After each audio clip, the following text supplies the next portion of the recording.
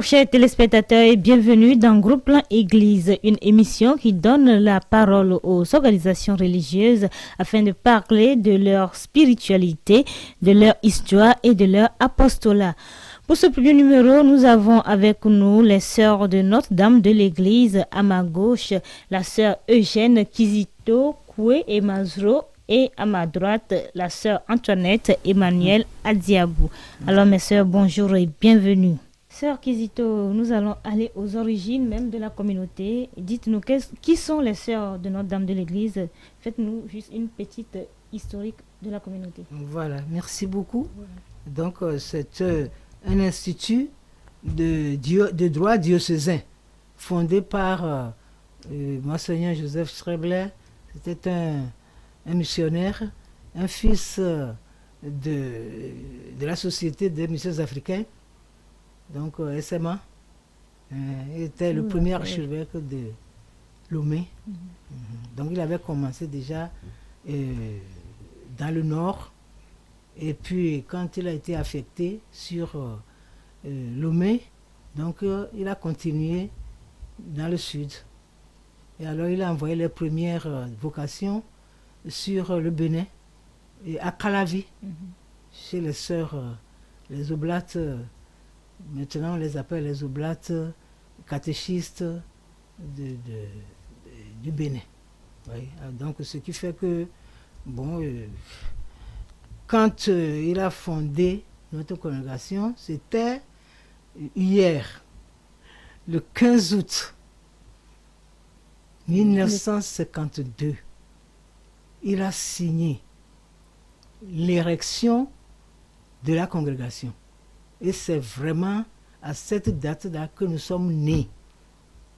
Donc hier, nous avons fêté 70 ans d'existence. Oui.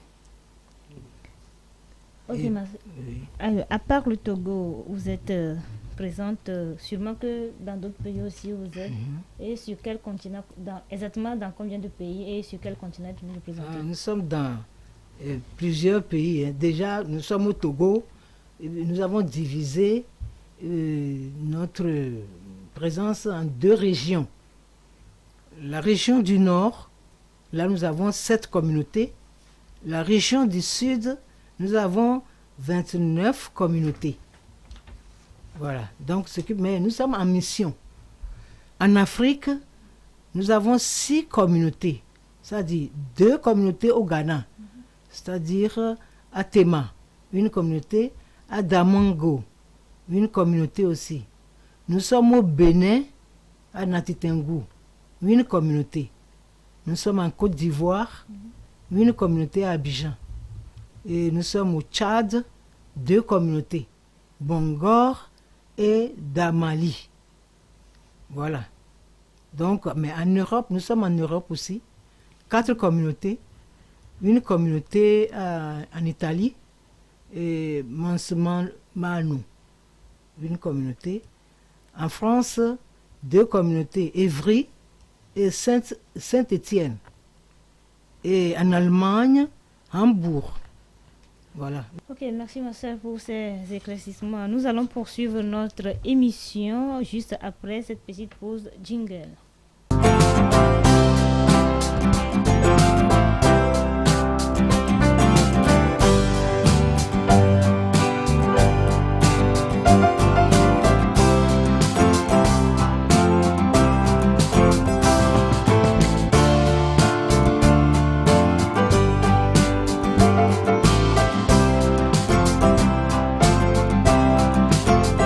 Chers téléspectateurs, nous sommes dans Groupe Plan Église avec les sœurs NDE. Nous entamons avec le volet formation. Bonjour ma sœur. Bonjour. Pour une jeune fille qui veut faire un choix de vie religieuse et devenir une des vôtres, comment va-t-elle procéder? Merci. Pour une jeune fille désireuse de devenir sœur de Notre-Dame de l'Église, tout d'abord, elle doit parcourir plusieurs étapes. Elle doit connaître notre institution. Donc, il y a les groupes vocationnels. Nous regroupons les aspirantes. Il y a les aspirantes qui sont regroupées, qui sont dans nos écoles. Nous avons les aspirantes au niveau de Notre-Dame des Apôtres à Motivé. Elles font les études là-bas. Et puis, il y en a d'autres qui sont en diaspora. Nous avons au moins 11 aspirantes qui sont regroupées à NDA. Elles font leurs études jusqu'au bac. Elles reçoivent aussi des cours à l'Institut Saint-Paul. Et puis les autres sont en famille et nous les suivons. Donc l'Aspira, pour eux, l'accent est mis sur les acquis des vertus chrétiennes. Donc il y a la formation catéchétique, comme je l'ai dit, à l'Institut Saint-Paul qui se fait durant 1 an. Mais à Notre-Dame des Apôtres, elles vont avoir leur bac. Donc les conditions pour rentrer au couvent, il faut avoir le bac ou bien avoir d'autres formations professionnelles, diplômes, ou bien avoir le BEPC. Voilà les conditions. Et après l'Aspira, elle passe au pré-noviciat. Au pré-noviciat, le pré-noviciat se trouve dans notre maison généraliste à Neupé. Actuellement, au pré-noviciat, elles sont au nombre de 8. C'est à Neupé. Et le noviciat, ça se passe à Akepe. Nous l'appelons Tabor. C'est la maison du noviciat. Et c'est là qu'elles reçoivent des formations pour devenir vraiment religieuses. Puisque la formation préoccupe notre fondateur, pour mieux proclamer l'évangile, il faut être ancré en Christ, cultiver l'intimité avec le Christ. Donc, l'accent est vraiment mis sur la formation au noviciat. Et au noviciat, ils ont des cours, ils reçoivent des cours au noviciat. Mais pour entrer au noviciat, il faut avoir l'âge de 17 ans au moins et au plus 29 ans. Au plus 29 ans pour rentrer au noviciat. Donc, Allez, ma sœur, vous avez parlé de pré-noviciat et noviciat. Expliquez-nous, c'est quoi pré-noviciat et noviciat? Et le pré-noviciat, c'est la période qui prépare pour entrer réellement, pour recevoir les cours qui introduisent les jeunes filles à la vie religieuse. C'est au pré-noviciat qu'on leur fait découvrir vraiment notre institution. Et elles vont asseoir les bases chrétiennes et se préparer pour entrer au noviciat, pour recevoir le cours proprement dit sur l'institution. Donc au noviciat, ils approfondissent les cours. Ok, parlant des cours dispensés, c'est quoi le contenu? Bon, au noviciat, le programme de cours du noviciat porte sur l'écriture sainte. Elles font l'écriture sainte, la constitution de notre institution, la théologie dogmatique, la théologie spirituelle, morale, l'ecclésiologie, la pastorale, la missiologie. Elles font également la mariologie et le droit de la vie religieuse, le charisme et la spiritualité de l'Institut.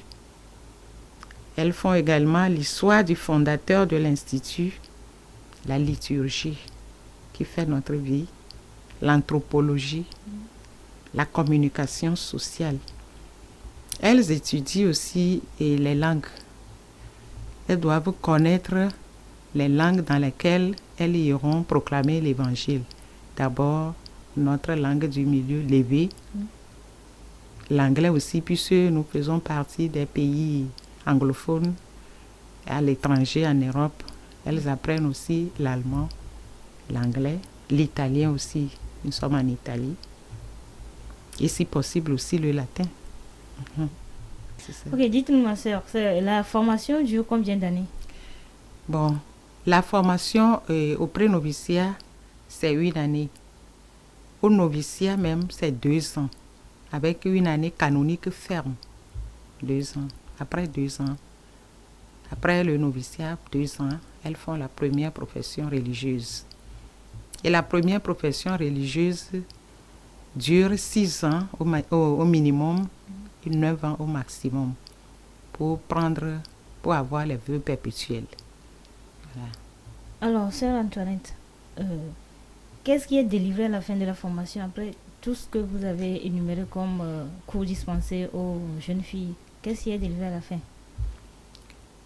À la fin de la formation, on ne donne pas un certificat en tant que tel aux jeunes professes, mais elles émettent des vœux. Okay. Les vœux, nous avons les vœux de chasteté, d'obéissance et de pauvreté. Donc, elles émettent les vœux, le premier vœu. Après, elles feront les vœux perpétuels. Voilà. Et ces vœux consistent à quoi? C'est-à-dire comment elles procèdent? Comment ça se fait? Elles font, à la fin de la formation, et leurs formatrices produisent des rapports sur elles. Elles-mêmes aussi font leur rapport personnel de formation.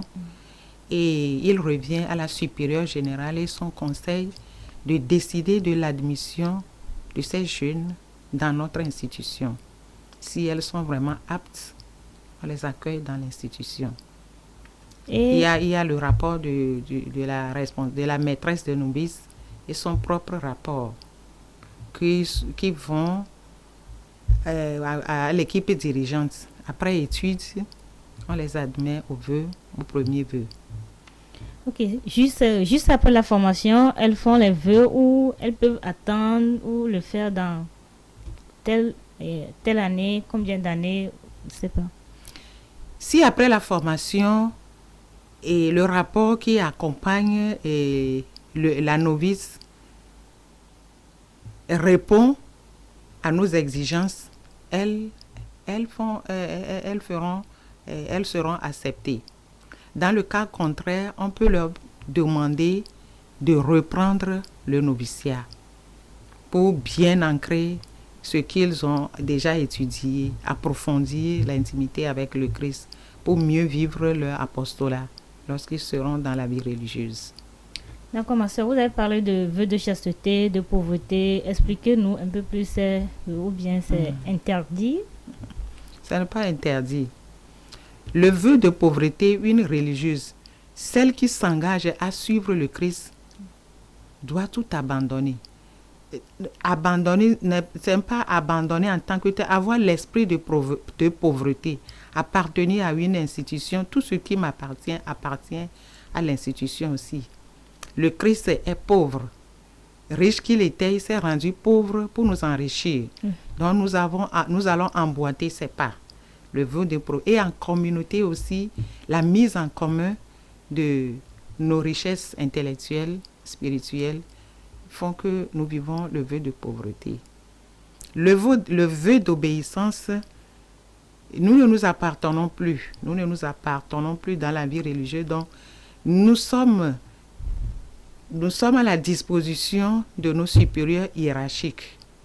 Et nous devons être prêts à toujours obéir à ce que l'Esprit Saint et l'Esprit Saint et la supérieure générale nous demandent de faire. Voilà l'obéissance, en quelque sorte. Le vœu de chasteté, nous sommes ensemble, devons approfondir notre amour pour le Christ et pour nos frères et sœurs. Être libre et vivre cet amour inconditionnel. Voilà. Et ce sont ces 3 vœux qui sont prononcés par les novices, ou bien il y a d'autres. C'est les 3 vœux-là que nous vivons en communauté. Et notre vie, c'est une vie ensemble. Vivre la communauté communion. Vivons la communauté communion dans notre institution. Si après la formation, une jeune fille qui ne peut pas vivre ses vœux et rester en communauté, elle n'a pas sa place dans la vie religieuse. On peut l'aider à trouver mieux ailleurs. Elle n'est pas rejetée, mais elle n'a pas la vocation religieuse. Donc, ma soeur, ça arrive que les novices, après la formation, peuvent continuer avec vous ou partir faire autre chose? Si, il arrive. Ok, merci, sœur Antoine. On peut les orienter. nous ne les rejetons pas. Nous les orientons pour leur épanouissement et leur équilibre. Ok, merci sœur Antoinette pour ces éclaircissements. On se retrouve après le jingle pour la dernière partie de notre émission.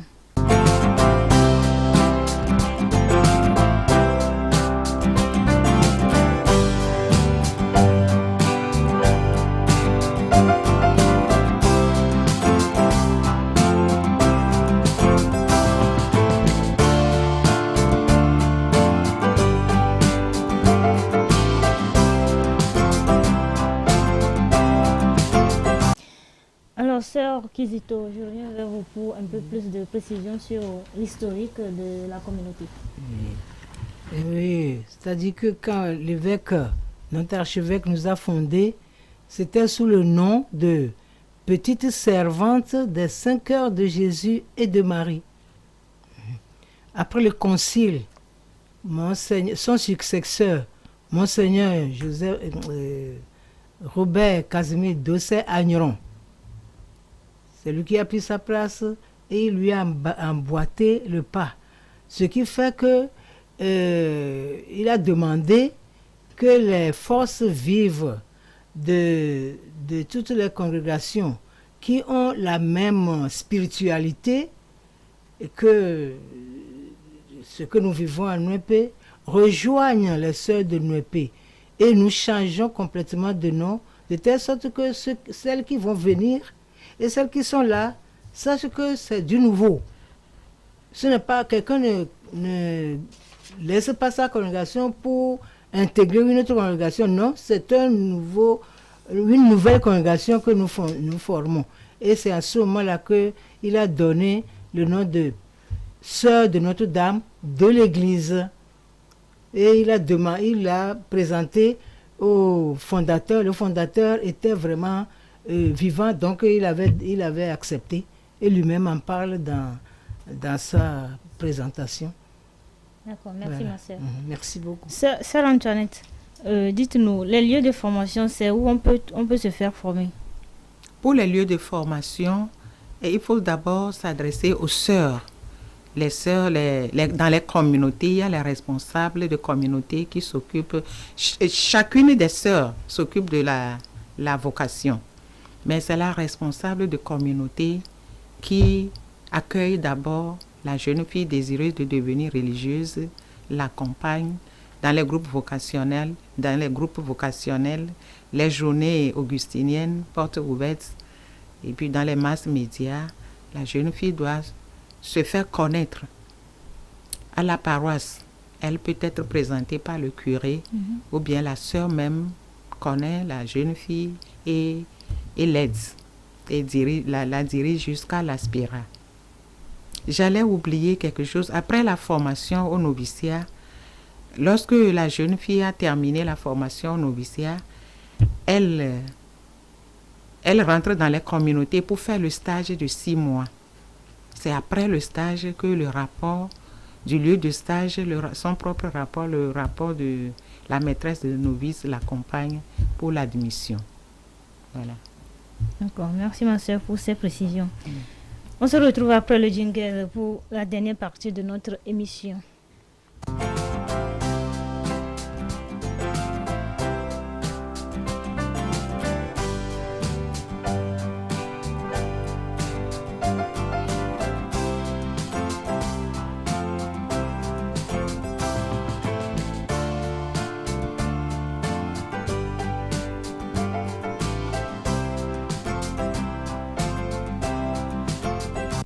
Chers amis de SMA Togo TV, nous sommes de retour sur ce plateau de Groupe Lan Église pour parler cette fois de l'organisation de la communauté Notre-Dame de l'Église. Je suis avec la sœur Marie Gonzaga Johnson à ma gauche et la sœur Gertrude Johnson à ma droite. La première question vous est adressée, ma sœur Marie. Parlez-nous de l'organisation de Notre-Dame, les sœurs de Notre-Dame de l'Église. Merci beaucoup, madame. Et comme pour toute institution, notre congrégation ou notre institut des sœurs de Notre-Dame de l'Église a une équipe dirigeante. Et elle est composée de la supérieure générale que nous appelons Mamaga et d'un conseil élu pour une durée de 6 ans, renouvelable une fois. Alors donc nous avons la supérieure générale et donc 4 membres de son conseil, elles sont donc 5. Bon, donc elles sont entourées de l'économe général et d'une secrétaire générale. Et ensuite, nous avons différentes communautés donc, qui vivent de la spiritualité de l'Institut. Et nous avons actuellement 46 communautés avec, en ce qui concerne les responsables, elles sont aidées par un conseil de maison à chaque niveau. Puis nous avons des responsables régionaux. Nous avons 2 régions actuellement. Une région du Nord et une région du Sud. Alors, en ce qui concerne la formation, c'est-à-dire les paliers de la formation, nous avons en particulier ce que nous appelons le pré-noviciat, donc qui est composé des aspirantes et des postulantes, selon la nouvelle dénomination aujourd'hui. Bon, disons d'abord que dans les communautés, chaque responsable est chargé des vocations. Alors, les novices, si nous y revenons, les novices, les aspirantes ont une responsable générale. Mais il y a 2 regroupements, je dirais, des aspirantes qui sont un peu en diaspora dans leur famille. Elles sont suivies dans leur famille pour la scolarité, tout le reste et l'éducation. Les autres qui sont un peu plus proches de par leur formation, leur culture, etc., elles sont regroupées dans une communauté, et en l'occurrence, la communauté des sœurs NDE à Moutivé.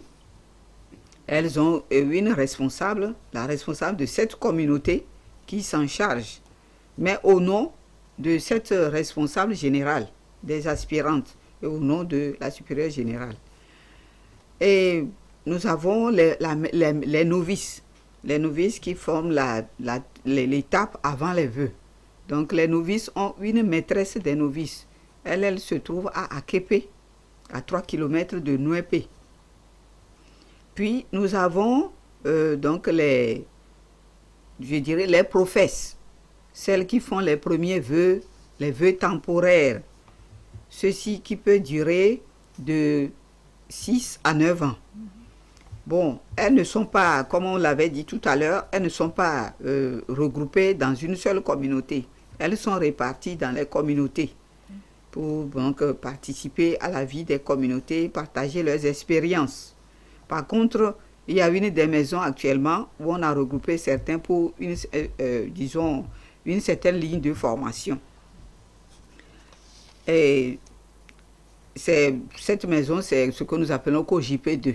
Là où donc vous avez l'ophtalmologie. Il y a une petite communauté qui accompagne un petit groupe de professes temporaires.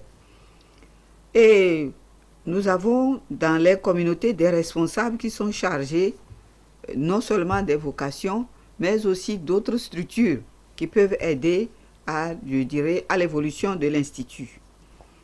Alors notre devise, nous avons comme devise l'Unitas Caritatis, in edificationem corporis Christi. Ça signifie tout simplement l'unité de la charité ou l'unité de l'amour pour l'édification du corps du Christ. Et ceci, c'est selon la spiritualité du grand saint africain, le docteur de l'amour, c'est-à-dire Saint Augustin. Et en ce qui concerne notre spiritualité qui nourrit tout cela, nous avons ce qu'on appelle une spiritualité d'alliance. L'alliance de Dieu avec son peuple, avec son Église. Donc en Dieu comme Marie et avec Marie. La Vierge Marie étant notre patronne principale. Cette spiritualité, comme mystère de l'alliance, nous la contemplons dans Marie comme notre modèle de vie. Et fille de l'Église comme elle est avec elle, nous sommes appelés à vivre notre alliance avec Dieu et en Dieu à travers notre vie de contemplation et de dévouement au service de l'Église et de nos frères. Puis nous faisons famille en vivant d'intenses relations d'amour fraternel entre nous. Nous faisons communauté, c'est ça le sens de la communauté, dans l'unité de la charité, selon notre devise, Unitas Caritatis.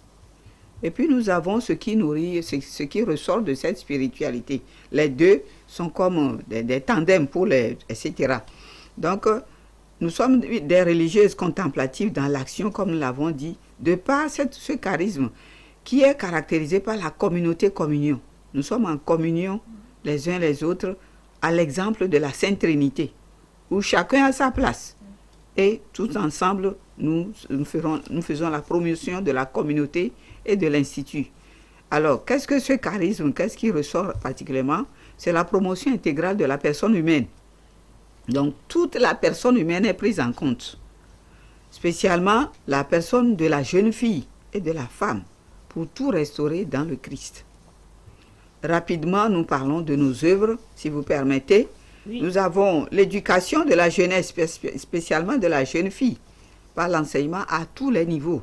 Depuis la crèche, la maternelle, primaire, secondaire, universitaire. Aujourd'hui, ce que nous appelons dans le niveau universitaire, c'est la grande école que nous avons essayé donc, de construire avec le Seigneur. C'est ESAG NDE, qui est une école supérieure actuellement et professionnelle. Oui. Alors nous avons dans ce cadre de l'éducation, nous avons la partie catéchétique. Donc nous intervenons pour le catéchisme dans nos paroisses et les écoles et dans les collèges. Et nous essayons cette promotion de la jeune fille et de la femme dans les centres de formation, en particulier aujourd'hui à Gueloubé. Et ce centre de formation est inséré dans ce que nous appelons le lycée professionnel Mont-Saint-Joseph Streblet à Gueloubé. Ensuite, nous avons l'œuvre hospitalière, notamment le soin des malades dans les dispensaires, les hôpitaux, les cliniques. Nous en avons nous-mêmes en propriété, mais nous travaillons aussi dans les centres qui nous sont confiés par l'État ou bien par des organismes. Nous avons ensuite, troisième branche, l'apostolat de la famille, des familles. Nous accompagnons des couples, d'où l'importance de la visite à domicile que nous a conseillé et recommandé notre père fondateur, Monseigneur Joseph Streblet. Et en plus de ça, maintenant, nous avons ce qu'on appelle les œuvres sociales. Oui. Tout ce qui est, donc, qui peut aider la société, de par les besoins, etc., autour de nous. Alors, donc, on intervient en mass média, dont la sœur, qui est sœur Gertrude, qui travaille dans les mass médias avec d'autres sœurs. Là, nous intervenons aussi dans la pastorale des handicapés physiques et des non-voyants. Et nous avons un centre qui était à Togoville, qui est revenu maintenant au diocèse d'Anéro. Mais nous avons une maison spéciale qui est au centre de la ville, où ce sont, par exemple, pour la rééducation et autres, ce sont des non-voyants qui font cette rééducation. On les a formés pour ça. À ESAG NDE aujourd'hui, nous avons un des produits, un professeur Madou, qui est là, qui vient faire les cours, donc il est malvoyant, et il donne des cours, c'est un docteur. Alors donc, en plus de tout ça, nous avons toute œuvre qui, au jugement des supérieurs, d'après les temps et les lieux, est apte à promouvoir l'homme intégral, partout où besoin sera dans l'Église. Voilà à peu près, en gros, comment nous pouvons situer ce que nous faisons à travers notre être et le service que nous voulons rendre humblement à la société dans l'Église. Maintenant, dites-nous, ma sœur, il y a plusieurs communautés de sœurs, notamment il y a les sœurs Notre-Dame des Apôtres, et vous êtes Notre-Dame de l'Église. C'est quoi votre spécificité? Bien, nous sommes là, donc notre spécificité, c'est cette façon de vivre en communauté. Communauté, faire communauté, communion. Et être apte à répondre au service de la société dans l'Église, partout où besoin sera. Donc, tu es une religieuse qui est prête à partir là où on veut t'envoyer, à faire ce que les responsables, disons les responsables généraux, ont conçu pour le bien de l'Institut, et donc aussi à pouvoir être toujours alerte à témoigner de cette vie et de notre union au Christ. Donc, spécialement, il y a cette promotion de la personne humaine, et partout où nous allons, nous formons communauté, communion, même avec, dans nos œuvres, avec le personnel.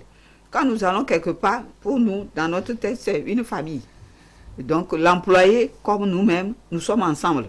Et nous essayons de leur communiquer cet esprit de famille, en communauté, communion, principalement. Et partout où besoin sera. Merci, sœur Marie.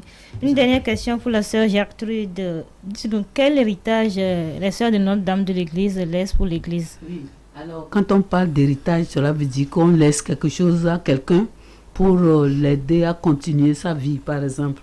Alors, pour nous, les sœurs de Notre-Dame de l'Église, là, l'héritage que notre père fondateur nous a laissé, c'est de rentrer vraiment dans son esprit. L'esprit qu'il nous a donné, de rentrer dans cet esprit, c'est un témoignage prophétique. Et quand les gens nous voient, ils voient qu'il y a quelque chose d'autre, pas seulement sur cette terre, mais au-delà. Voilà. Et puis bon, on nous demande comme témoignage aussi une vie humble, une vie centrée sur Dieu. Centrée sur Dieu, c'est très important qu'on puisse trouver en nous que Dieu est présent en nous et que nous voulons rayonner de cette présence aussi. Et nous devons être au service généreux de nos frères et sœurs. Et notre père fondateur nous a recommandé une étroite collaboration entre prêtres et religieuses. Et ça, c'est très important. Par exemple, dans les paroisses, nous devons être présents dans les paroisses pour aider les associations, les mouvements et tout le reste. Et nous ne devons pas oublier, on l'a dit tout à l'heure, nous ne devons pas oublier que nous devons centrer notre attention sur la promotion de la personne humaine intégralement. Forme la personne intégrale de la tête aux pieds. Et on disait aussi que partout on a besoin de nous, par exemple pour les œuvres sociales et autres là, on a besoin de nous, il faut répondre. C'est ça que signifie partout où besoin sera. Ensuite, dans l'apostolat, on accepte les charges qu'on nous donne. Et bon, pour cela aussi, la formation est vraiment nécessaire pour qu'on puisse faire face aux défis actuels. Et à la suite du Christ, comme Saint Augustin, il faut d'abord être, avant de le reste avoir. Et puis, il faut faire communion, ensemble. C'est pour ça qu'il faut bannir aussi trop d'individualisme. Vous savez, notre monde actuel, là, chacun pour soi. Là. Oui. Non, là, vraiment, il faut faire communauté ensemble. Et il faut travailler beaucoup pour la vie intériorité intense. Ah, ça, c'est vraiment la spiritualité de Saint Augustin. Et nous sommes sous la règle de Saint Augustin. Donc, nous devons toujours essayer de faire toutes choses, pas seulement de l'extérieur, mais profondément ancré en nous. C'est ça qui est important. C'est ça l'héritage que notre père fondateur nous a laissé. Et si nous-mêmes, nous arrivons à vivre ça, nous pouvons communiquer ça au monde, aux gens autour de nous. Merci, Sœur Gertrude. Sœur Marie, vous avez quelque chose à ajouter? Oui, j'approuve parfaitement ce que la sœur a dit. Et donc, à la jeune génération, nous disons d'avoir confiance. Oui? Donc, nous souhaitons, nous qui sommes aujourd'hui, nous ne serons pas toujours là, mais qu'elles sachent que l'avenir est radieux. Et donc, l'heure sera radieux. Qu'elles aient confiance en Dieu. Vivre profondément la vie religieuse. Parce que, comme dit le père fondateur, l'idéal de la vie religieuse, ce n'est pas de faire, c'est de vivre d'abord. Et donc, qu'elles servent l'Église dans l'humilité. C'est ce que notre chanson, notre hymne dit. Servir les autres avec amour, modestement. Et donc, ensemble, la main dans la main, nous pouvons faire face à l'avenir. Et comme dit la sœur Gertrude, répondre aux défis du monde actuel. Le grand défi du monde actuel. Comment des femmes comme ça peuvent vivre la chasteté aujourd'hui, vivre la pauvreté aujourd'hui, vivre dans la foi. Comment est-ce qu'on peut faire ça? Est-ce que c'est possible aujourd'hui encore? Oui, c'est possible. Grâce à Dieu qui nous appelle. Dieu est vivant et pour l'éternité, il sera toujours Dieu, celui qui nous aime et à qui nous devons tout amour et toute reconnaissance. Merci à vous, mes sœurs, d'être passées sur ce plateau. Chers téléspectateurs de SMA Togo TV, nous sommes arrivés à la fin de notre émission. Merci d'avoir été des nôtres. Merci à la partie technique pour la réalisation de cette émission. Rendez-vous la semaine prochaine pour un nouveau numéro. À bientôt.